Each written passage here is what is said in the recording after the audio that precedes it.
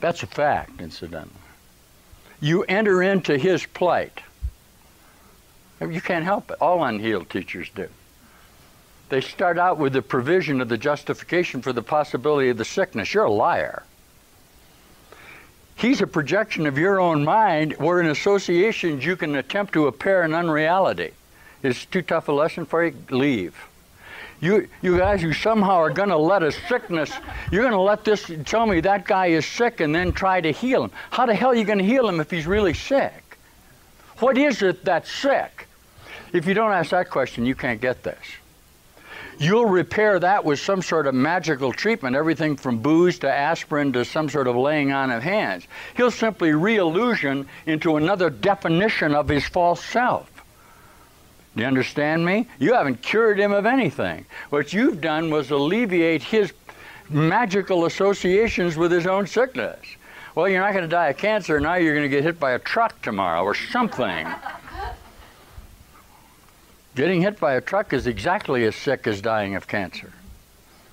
Not only is it exactly the same, but you have made a provision in your karma associations to be killed by a truck. Everything happens because it happens.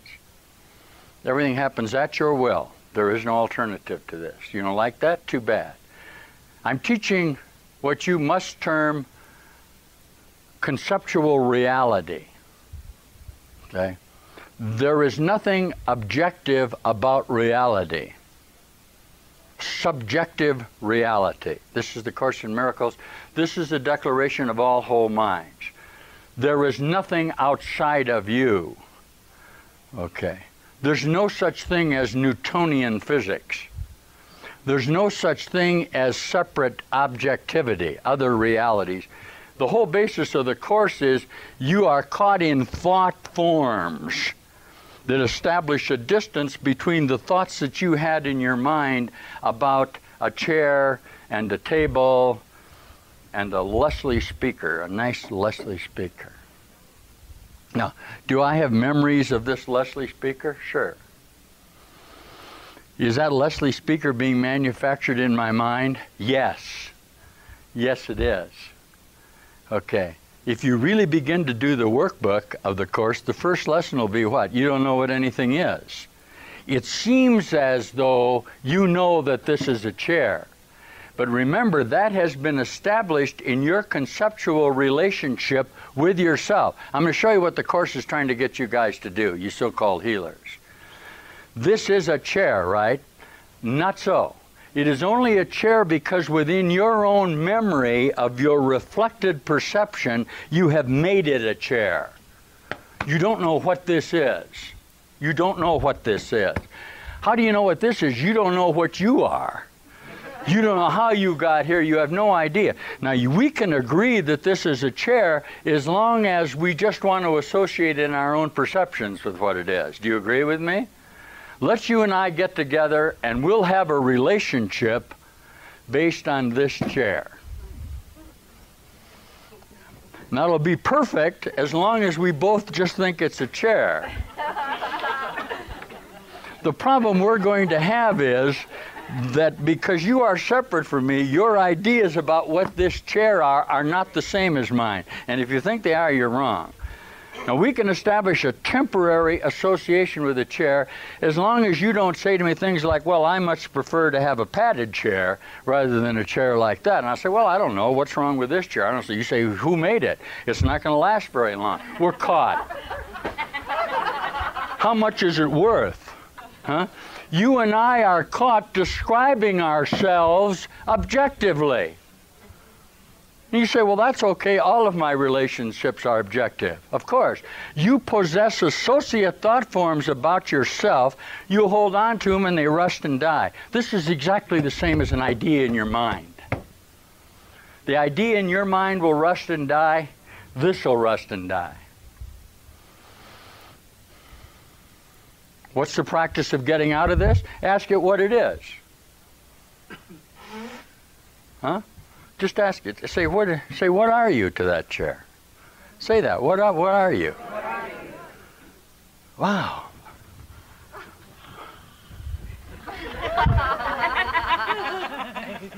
Wow. Huh? Wow, look. The chair.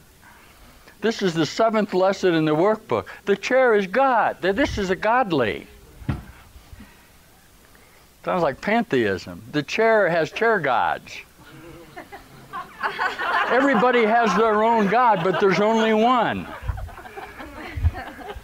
As a matter of fact, the chair god's got a better God than you've got. The chair god knows what it is. Just like a hippopotamus is God is hippopotamus because he doesn't question it. I mean, there's no difference between a hippopotamus and God. You just think there is. No. Why? You've got an objective reality that has given that a sense form. Okay, this is Course in Miracles, and I'm going to get in a holy instant just for a minute. Actually, you are really only establishing yourself each moment.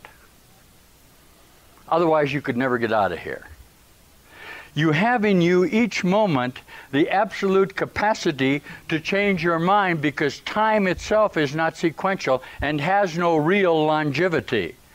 It only has, it's chapter 13 of the Course, incidentally. It has longevity only in your own perceptual thought form associations that you hold by your previous frame of reference. Okay? This is a chair. I am a body. I can sit on the chair and be a body and have a heart attack. Ah!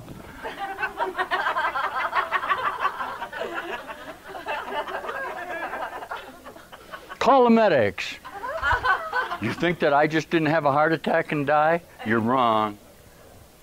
You're wrong. I just had a heart attack and died. You guys get real defensive. If I really begin to present you with what you're doing in your own mind, you won't like me. You're defending yourself from heart attacks. You watch yours. You guys watch your cholesterol, you know. And you take... What are you caught in? You're caught in the thought forms of your own associations of body. You are not a body. You are as God created you. Okay, once you begin to study the cause and effect relationships with your body, you'll be caught forever. You'll never get out of it. You can't get out of it. How could you? You've given separate identities to the functioning of your own wholeness. You doctors treat patients like they're hunks of pieces. It's astonishing. Well, you got specialists in the everything. You know. Guys, imagine that. A doctor specializes in a particular thought form of the association with the apparent symbiotic relationship of something he has no idea. He's a plumber. It has absolutely nothing to do with what that consciousness is. Wow, is that something? Why would somebody want to do that? Healers?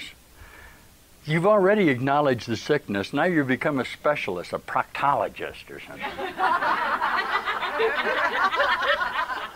The whole world is nothing but a species of proctologists. I know you don't like that, but when I see what you guys do, you're always just peering into your own self. You know, you're just...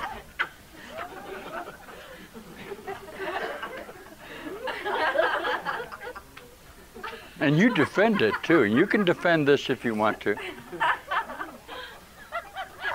I mean, you really defend it. I wonder if there's that in heaven, you say. Gee, will I be that in heaven? Is what you say to me.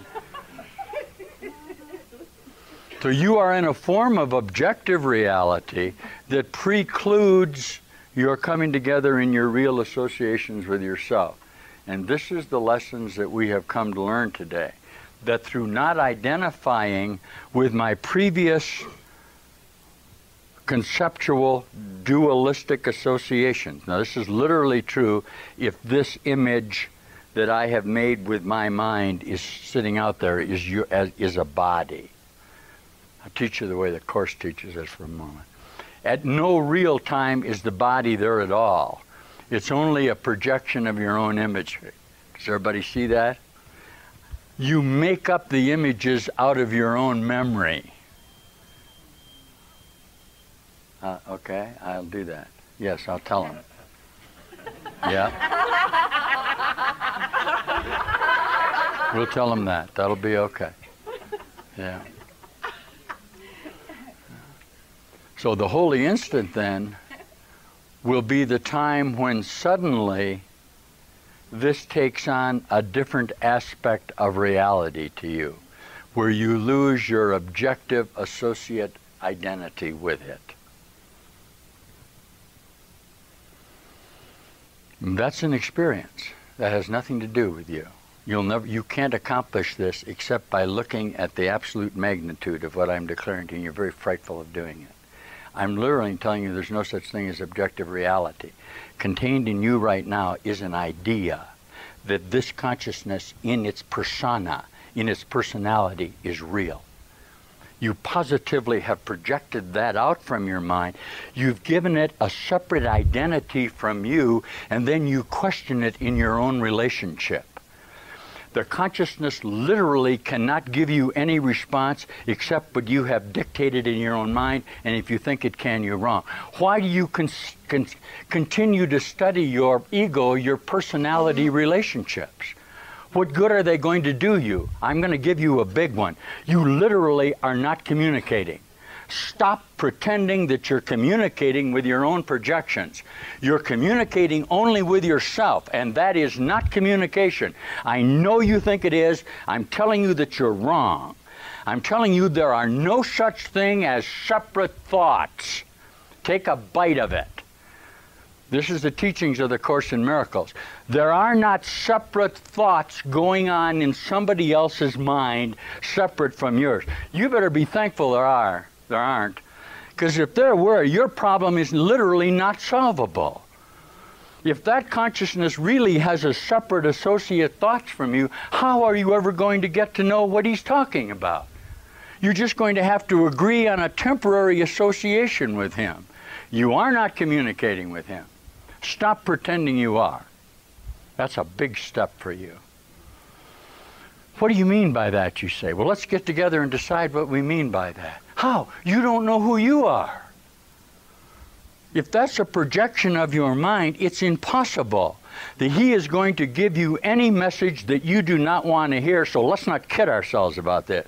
That includes the message of your death, his death, and every possible idea that you cherish in relationship to your conceptual self. How is this said? That's what this says. That's this Course in Miracles.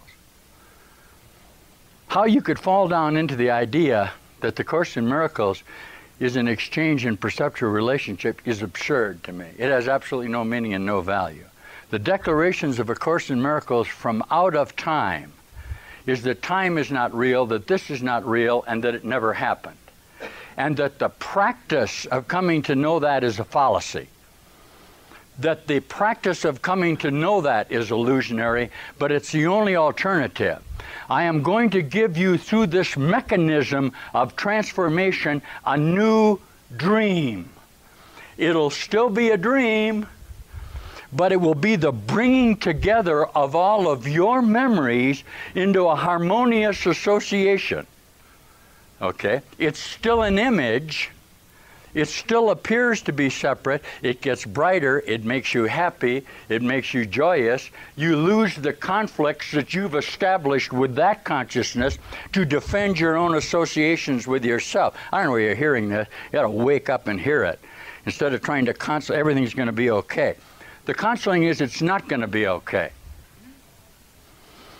All awakened minds or progressive minds who have turned their wills over to God console that the world will never be okay.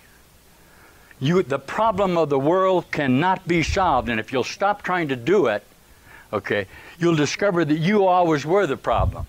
And there never or ever could be a problem except as you have established it in your own mind. Until you stop trying to define yourself in relationship with your own mind projections, it is impossible that this can occur. Why? You have the power of your mind to hold on to it and die in your own karma drama. And you do. Fortunately for you, since you invented time, you can change your mind about your conceptual associations with it. Okay? Time has no longevity more than an instant unless you give it that. Not that that instant is true, but that instant of the time of the apparent schism is what? The closest that you can get to reality. When would that instant be? When? Say it.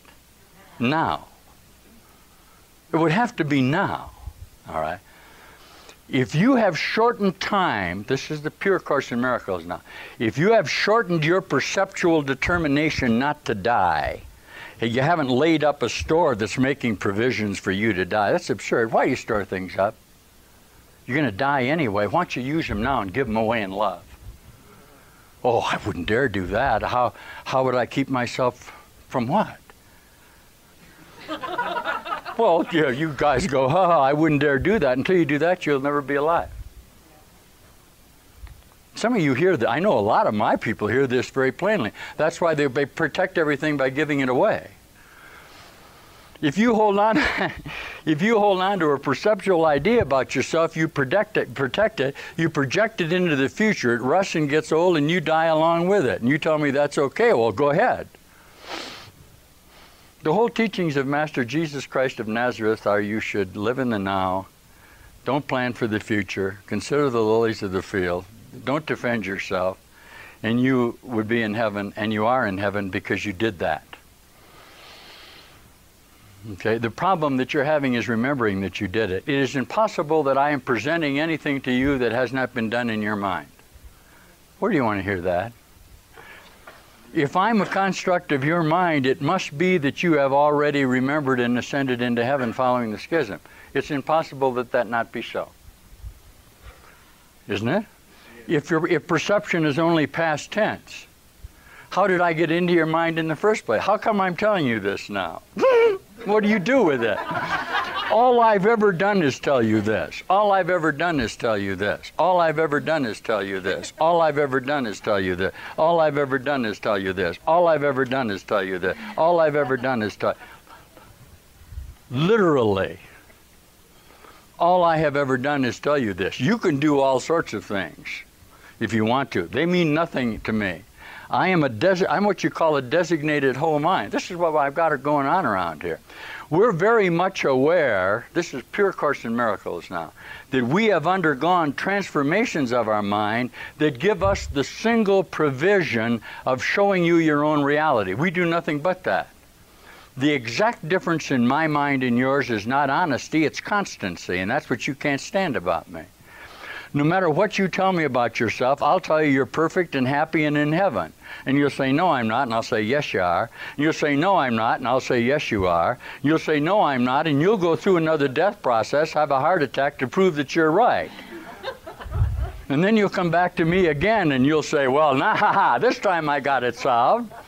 This time I'm going to be a human being on the planet Earth, and I'm going to live to be And I'll say, well, looks like you got a pretty good thing going there. Well,